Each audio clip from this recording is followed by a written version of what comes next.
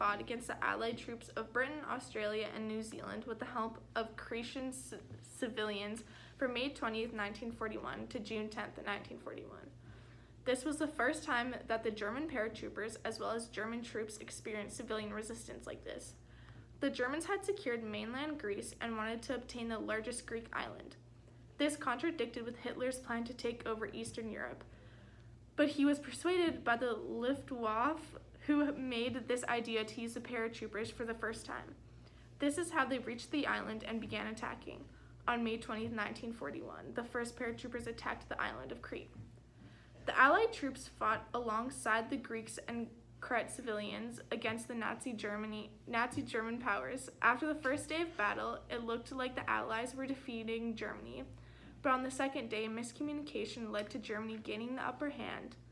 The Allies drew to the south side of the island, and the British Navy took as many civilians as they could off the island. The remainder either surrendered or joined the Cretan resistance.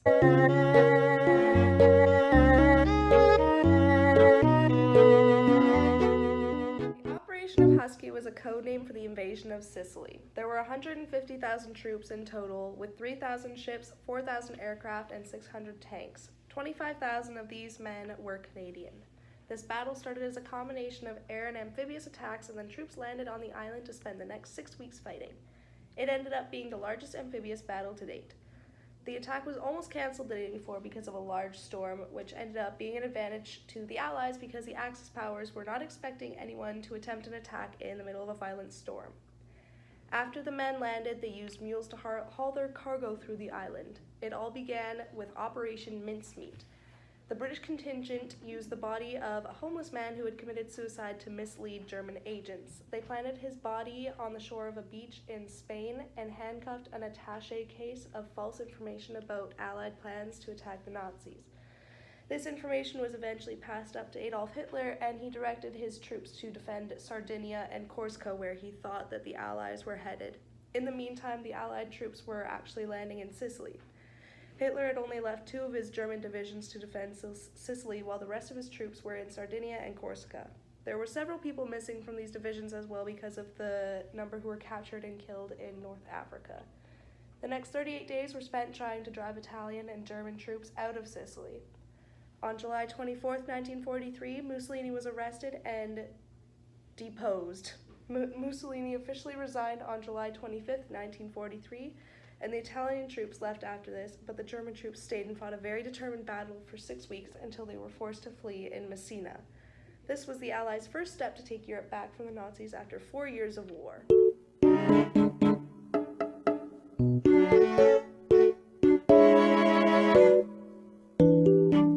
So the Anzio landings. These landings were 4 assaults on Italy beginning January 17, 1944.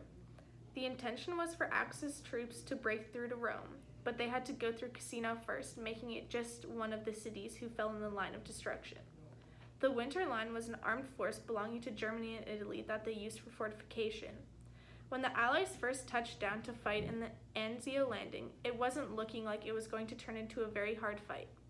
But within a few hours, this would be one of their bloodiest battles fought in World War II.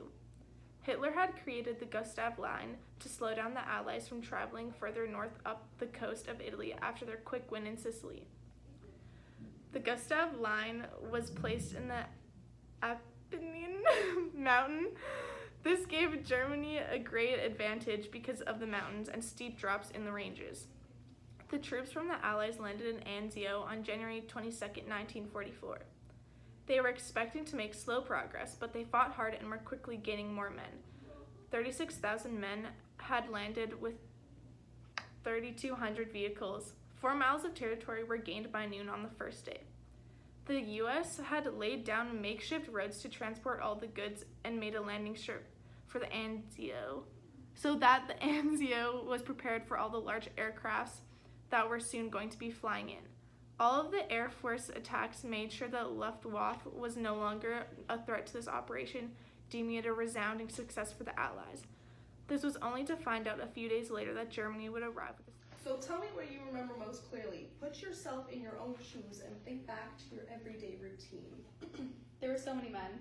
Lots of young men, late teens, early 20s. It was scorching hot and extremely dry too. It rained once, and it rained really, really hard. I remember it was like being in a shower. That was when we encountered the 1st Division of the German troops. We were competing with the British and the Americans on the same side, of course. We all wanted to be the ones to reclaim the island. It was exciting to be part of such a huge operation. The generals saw it as some sort of game, like a race, but we were also scared for our lives. We didn't know when reinforcements would come from the Axis side to get us. I remember the Italians giving up pretty quickly. They knew they were outnumbered. The local people gave us the most delicious oranges from the groves. I think they could tell we were getting close to the end of the war, and they were grateful for that. It was almost peaceful at this point. There were lots of German troops hanging out the towns that weren't destroyed by air attacks. We didn't have much for the artillery because the tanks wouldn't make it up the mountains, so we used mules to carry their supplies, that made progress really slow. How much do you think this has impacted you as a person? Out of the 25,000-ish of us Canadians, around 500 to 600 of us were actually killed, and I think about 2,000 were injured. It wasn't the worst of all the battles, but it was the worst I've been at this point. They didn't make a lot of us fight big battles like that again until D-Day. We mostly switched out and got to defend